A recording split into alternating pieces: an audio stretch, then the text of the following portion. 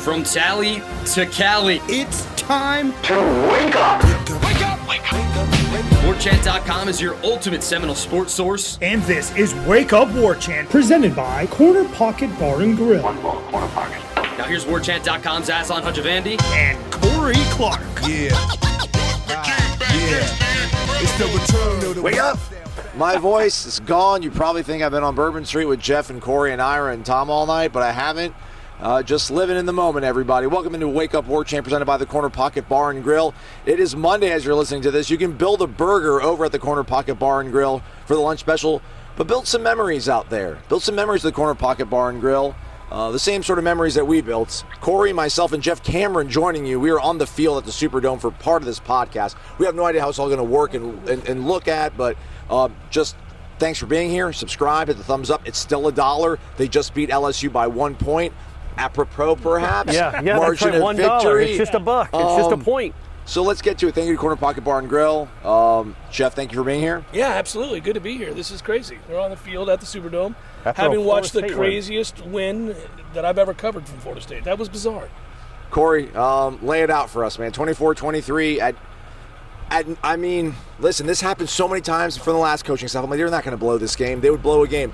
I'm the guy that tweeted dagger, ? When they were up 24-10 with 9 minutes left. There's no way they won't score, and LSU will score twice. Something happened in the fourth quarter. It was a fantastic college football game. How would you sum it all up, Corey? Yeah, I think, Jeff, crazy is the way I would describe it. It was crazy. And I want people to know, the reason we're doing it on the field with Jeff Cameron is because it's a crazy day. It's a holiday. Tomorrow's a holiday.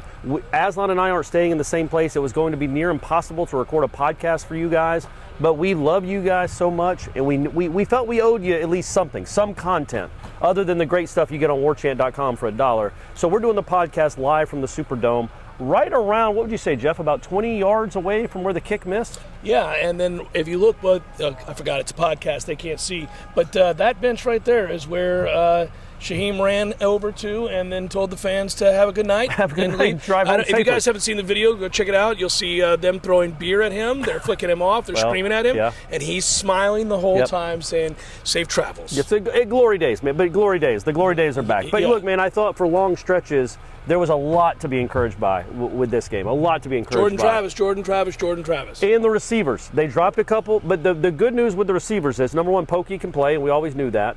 Micah Pittman had a couple really big third down catches, stuff that you hadn't seen in the slot, over the middle. There was a 3rd and 10 in particular where Travis makes a little sidearm dart throw. Pittman catches it about 6 yards from the line of scrimmage, scrambles in for a first down. He made a few plays like that. Yeah, that was a good play call too, by the way. That particular play. Not as good as at the goal line. You like the pitch? You like the pitch at the goal line? Trayshawn Ward. Aslan, you like the pitch at the goal line?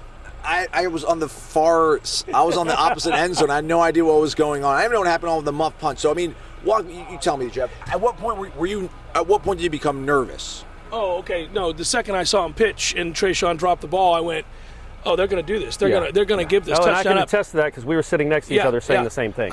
We looked at each other and went, "You're going to effing do this? You guys are going to do this?" And I was incredulous because I thought, well, the kids deserve better than that, man. They were the better team. Yeah. And I was really scared that they were going to let that go. Hey, who knows where this goes if they lose that game, fellas? Because you can be broken. In my opinion, I think, crazily enough, it would have been worse than Jacksonville State.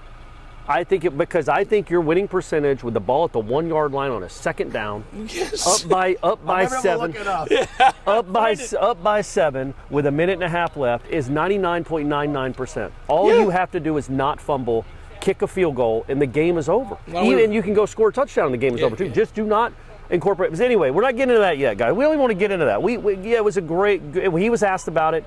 Go on the Warchant video. You asked on him YouTube. about it. I did. I shouldn't say. I was passive about that. I asked him about it. Yeah. But if you go on our YouTube channel, you can see his answer to that and just all the press conferences that Aslan recorded. But Ira recorded half of them. All of them. I got coached. That was it. Well, there you go. I was out there grinding. You did one. I did one. Corey, I got pokey for half of it. I got most you caught of it. one-handed touchdown against LSU in the Superdome. I'll say 2 minutes. It's fine. But look, man, I'm exhausted. It's been a long week out here. Hey, by the way, I know the people are not going to feel sorry for us. Guys, that press room is hot. It is hot. It's really hot. It's out of control. I had to get it. Aslan and I both know how hot it was. 99.9. Yeah. Well, the win probability. You see how correct it was? We did win. Florida State did win. It won. Exactly right. The .01 didn't happen. Yeah, 99.9% when you have the ball at the 1 yard line up by 7. So, it was. So that was an awful sequence there. And obviously, even when you fumble, you don't have to give up a 99-yard TD drive to an average quarterback, but you did. So there's a lot of stuff left to work on. We all agree with that. But the bigger picture is, man, Florida State, Mike Norvell, this fan base won a game. Absolutely needed something like this. It time, had to happen. nation watching. LSU's a name recognition, obviously a name brand. That's a big Everybody's win. watching. More people watch this game than they watch Notre Dame, Ohio State. They it's the enjoyed only themselves. Game that was on. Judging by the Twitter feed, the nation enjoyed themselves watching this game. And how could they not? It was a fun game. Aslan, did you enjoy yourself? Put us on television, ABC. That's what Mike does. Notre Dame last year, this game this year. Yeah, they're great games. I feel like I'm removed almost from the outcome of the game because I did move from the press box. They were up 24-10, 4 minutes, 9 seconds left. I come down on the field. They're knocking on the door, man. Jordan Travis is telling everybody to cheer because it's like they only got 1 yard to go to ice this game. Don't ever do that again. Don't leave. Yeah. I guess so. I mean, I don't know what to say. But we're going to be talking about it in the days to come, the week to come, because they have a bye week, which is awesome. They need to heal up. But I don't know. I'm the cynical negative guy, man. I know they survived it, but they were just so much good in that game. They looked so good. They have a legit good quarterback. They do. Sorry, Jordan. Yeah. Sorry it took me so long to come around to you, man. You are legitimately a very good quarterback in college football. Hopefully you can make it to the next level. You guys talked about the receivers, man, not just Pokey, but Micah Pittman. Deuce Spann had some good moments.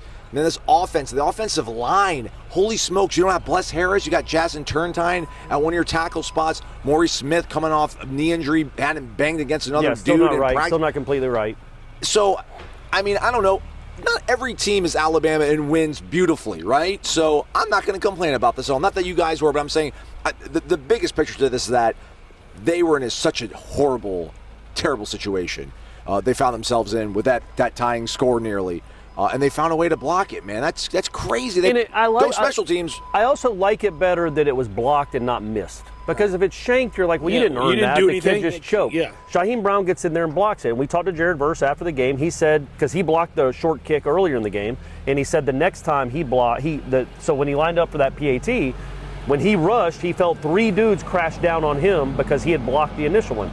So when he got crashed down on, he's like, "Oh, somebody's free." That's what he said in his head, and then he heard, we're getting this one." And he heard the thump. Mm-hmm. And look, man, I did not. I'll be honest with you guys. I love you guys. You guys. And by the way, I wanted to get this out of the way. The crossbar would hit the crossbar, right? Yes. But I wanted to thank everyone for coming out Saturday, and everybody that's seen us in New Orleans that was here. But coming out awesome. Saturday, it was much bigger turnout than we anticipated. Next time we have this, we're going to have to rent an arena to have the people that show up. We've become very popular. But crazy. We should have rented the Superdome. Yeah. I don't know why we just went with the Howlin' Wolf. Well, we're modest people. We didn't think we were as that it'd be popular overloaded. as we were, but you know. But yes, people have been really kind. They were all very kind there. We're glad. If we didn't get to meet you, hopefully we'll get to meet you next time. But we really do appreciate everybody coming out.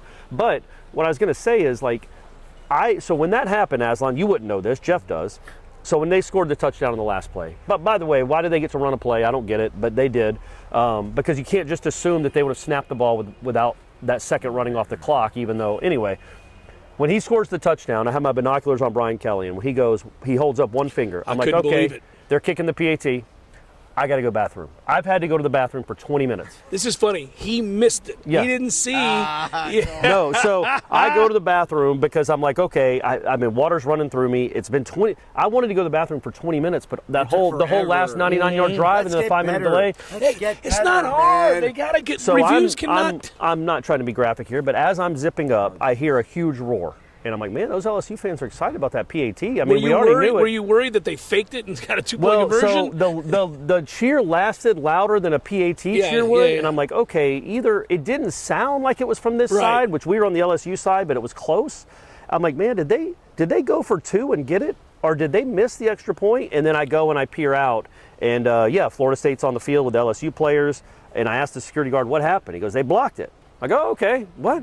And even when I sat down next to you and Ira, Ira was writing, and you just seemed kind of lost in the moment. I'm like, did they really win? Is it 20? Because it said 24-23, but I couldn't even picture it. So all that is to tell you guys, when I don't watch the Braves play the World Series, there's a reason why.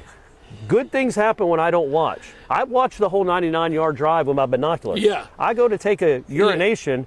They win the game. Like that, I think something's been learned, gang. Well, the good thing is we've learned that. And then what's funny is that you got to see that look of shock on my face where I wasn't saying or doing anything. I was staring out onto the field, presumably like half the stadium here, Florida State fans, just in shock. And then the modern game doesn't allow you to celebrate instantaneously anymore. I can't celebrate in the press box anyhow, but because you think everything's going to be reviewed or you think there's a penalty. So I'm just staring out on the field. Like, is there something that's going to take this temporary joy away from me? And there was nothing. No, there was we nothing. are, and now we're on the Superdome. We're just celebrating. Aslan, what was it like down here when it happened? So you were here. You were on the floor. You were on the ground floor. Yeah, and I'm right level. next to the Florida State student section. Shout out to them. Taco Bell student section, Liv Moss. As well as shout the out, band. by the way, to the entire Florida State fan base. The ones that were in New Orleans, you guys overtook the city. We thought you would, but it was nuts. It was, people didn't believe me when I thought it was going to be 50-50. It was dead set 50-50. It was a bowl game. It was Georgia-Florida. It was Florida State, LSU, 50-50. It was awesome. It will not be that way in Orlando, I don't think, next year. Florida State will have a decided advantage next year. But you could tell this was a fan base that was starved to be back in this city because it had been 20-something years. And even that one was with Fabian Walker at quarterback. So it had been a long time since they'd enjoyed their time here. And I was overwhelmed by that Florida State fan base. They really showed up. 10 wins New Year's Six Bowl, what percentage? And I'm not being, I'm being serious. Well, because Louisville looks a little bit. Yeah, I was going to say the way Louisville looked, the way NC State looked. Honestly, I'm not going to put NC State in the same. Yeah, but I mean, they didn't look good. They scored two touchdowns. That's a tough ask, they man. scored two offensive touchdowns. That's a tough ask to go into that place first game. We'll see how they look. Not as tough as this Devil's Den that Jordan Travis just came into. Week 2 for you, week 1 for them. But I would say, I don't know, 15%. 15? I mean, to get to Jeff, 10 what wins? percentage to 10 wins at this point right now? Ira's here, by the way. We're about to do the Warchant wrap. We'll let Jeff share some thoughts 10 on 10 wins? What did you say? 15. What percentage?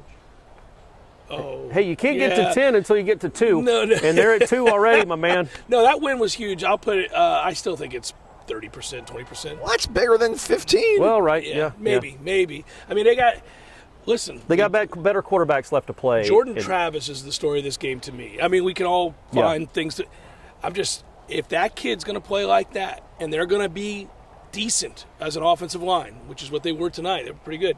If that's the case, yeah, man, they could win. I worry a little bit about the defense. I do. I know they dominated that first half, but, man, there were some missed opportunities. Jaden Daniels is not a good quarterback. They're going to face some better ones. So it'd be curious to see how these corners hold up. I'm a little worried about that. Although I didn't really mind the corners. I thought the corners played. They weren't challenged much, but the Boutte kid didn't do a whole lot at all, really. But they're just the last two drives were very disappointing. They were like a sieve. It was very, very disappointing. And it reminded me a lot, probably a different level of competition, but the Jacksonville State, the last two drives of that game. They back so far up and give up such easy throws. And in college football, you can't. The clock stops for the first down. You can't just let the time run out. But also, you also don't want to be the coach that plays bump and run and gives up an 80-yard touchdown with 30 seconds left. So because they've done that too. They've done that too. They've done that too. They got to figure it out, guys. But man, so it was really, really cool to get a win like that. They just desperately needed a win like that. The fan base needed it. The coach needed it. The players needed it. That was a big one.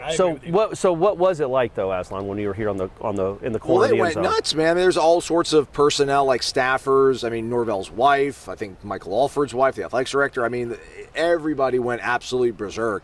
It was crazy because there was a bit of like a false start on the celebration because I think a lot of the fans thought when they started reviewing the play that the game was over. Norvell was like talking to them, and there was like some body language about it. But no, I mean it exploded, man. It felt cathartic, man.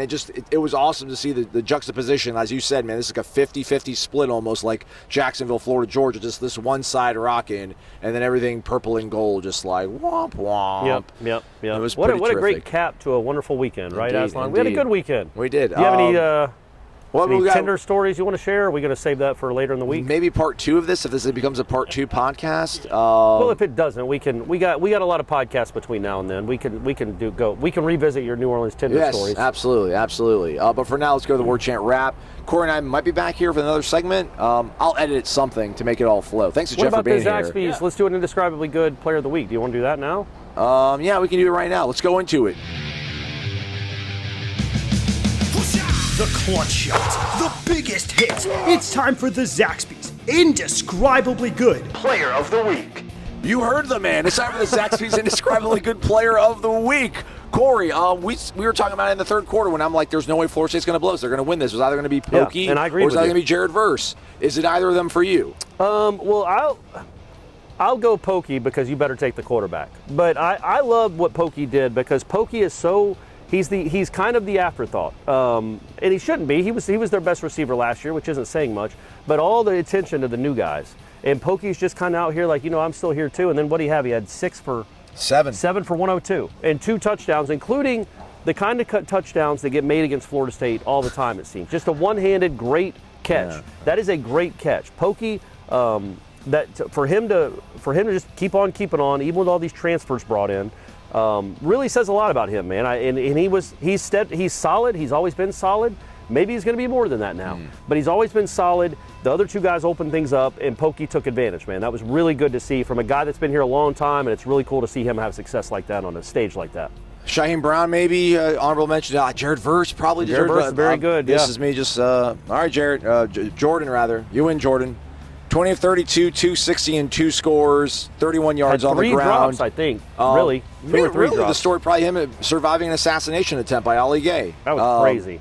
That was crazy. He should be suspended for the year. He shouldn't be allowed to play football again, gang. I'm tired of it.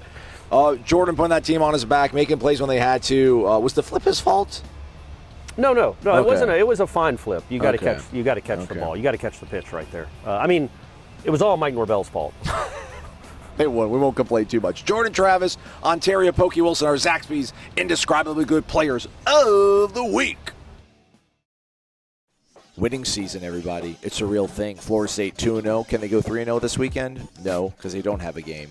But you probably want to enjoy your weekend. Feel a little sweat. Why don't you go over to mybookie.ag. Shout out to our guy from Dothan who we saw at the Howlin' Wolf who signed up for MyBookie. MyBookie.ag. Use that promo code WARCHANT. You can make your first-time deposit get doubled right then and there. To claim it, all you got to do is register today. Use that promo code WARCHANT. It'll add more excitement to the games and the sports that you love. You can bet on team win totals, predict the Super Bowl winner when it comes to the NFL, or you can use the MyBookie prop builder and secure the bag, as the kids say. Add the games. Gets a little bit harder on the odds, but you get much better payouts. Florida State right now, what was it, 6.5 was the over-under on the wins for the season?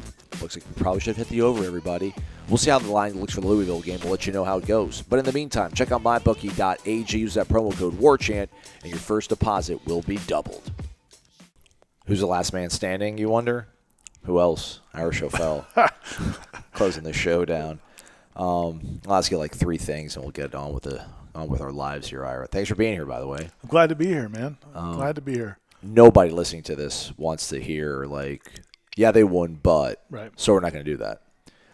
I thought they looked so good for so much of the game that it doesn't bother me. I guess maybe it will at some point. It does, but we're not going to talk about it, everybody. It's fine. I'm happy. I really am. What is the game? What does the win mean? I asked Mike earlier in the week, if you win this game, does it tell you what your team can be? He's like, all it's going to tell us is where we're at this week.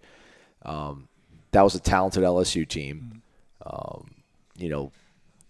The bad things did happen at Florida State. They still found a way to make a play when it mattered. Listen, I know they went 99 yards in a minute and a half, but none of that matters because they couldn't make an extra point. Florida State found a way to block it. So, I guess, is there a big picture takeaway for you? I think to me, honestly, is that the ceiling is probably higher than maybe I thought. And that's not to say that they're going to win 10 games or 12 games, but like you were saying, there are stretches in that game where you're like, man, looks like a real football team, like a good football team, like the 12, 15-play drives with no penalties, no false starts, just Jordan making big third down throws and receivers making pretty good catches and fighting for extra yardage. And the defense, basically from a large chunk of the game pitching a shutout.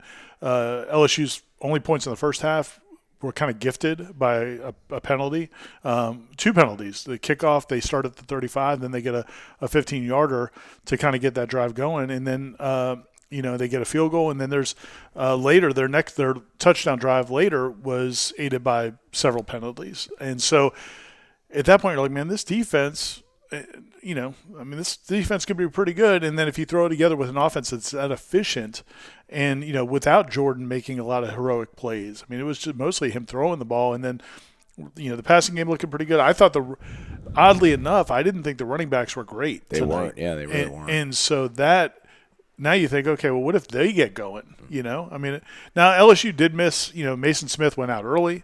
Ojolaro missed some time. The other kid gets ejected. Ojolari Ojolari missed some time. The the other guy gets ejected. Ali Gay. Yeah, and so they were a little shorthanded, but still, I mean, there have been times the last couple of years where we haven't seen that offense look like that against anybody, let alone an LSU team in New Orleans away from home. So to me, I think that was the biggest thing to me is, well, if they clean up some of the mistakes, and if Mike Norvell doesn't make some questionable calls and things like that, man, the ceiling may be higher than we thought. I think so too. I mean, I joked about 10 wins a little bit. I'm not joking about it. I mean, like, what percentage would you put on a number like that at this point?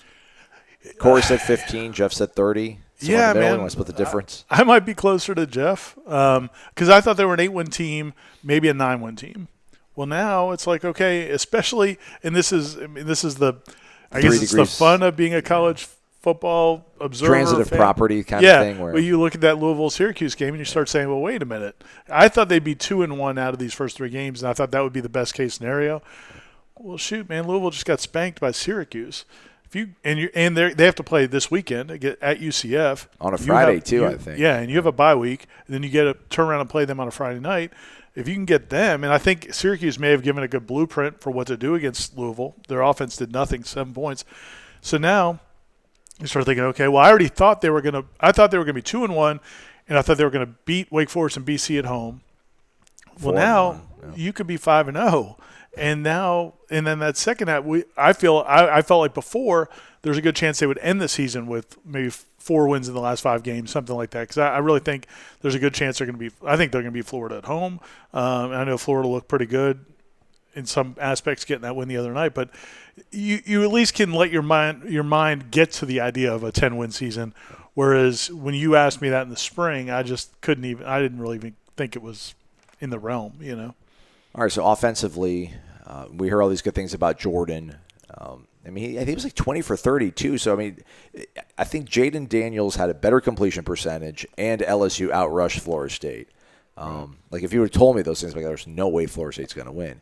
But, I mean, he just made some throws standing in the pot. I mean, you mentioned not making heroic plays, but he absorbed some shots. Oh, yeah, yeah.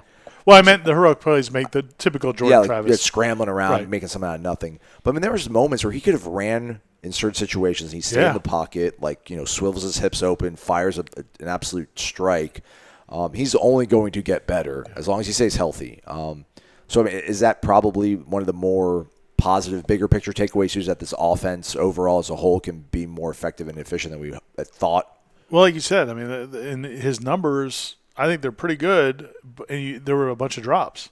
There were several drops, and so his numbers could have been better. And he didn't.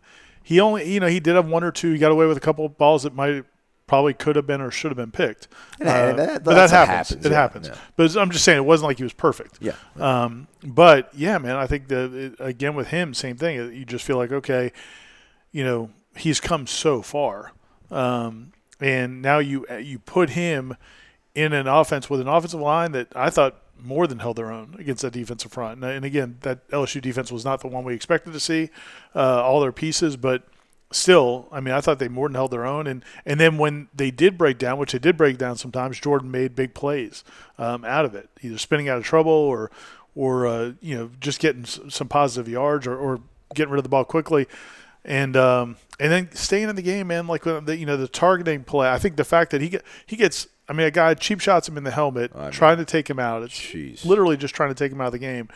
And he makes a throw and then gets up and like it was, like kind of jawing about it. Yeah. Like he didn't, a year or two ago, man, I don't know if I think there is a learned behavior to playing through some things like that when you're a quarterback. And I think he has learned to play through that. I mean, when we talked about after the game, people can watch the interview. He's hurting. You could tell he got beat up in this game. But I think he's emotionally spent too. Also, yeah. But he played every snap, and if they had to go to overtime, he would have played well.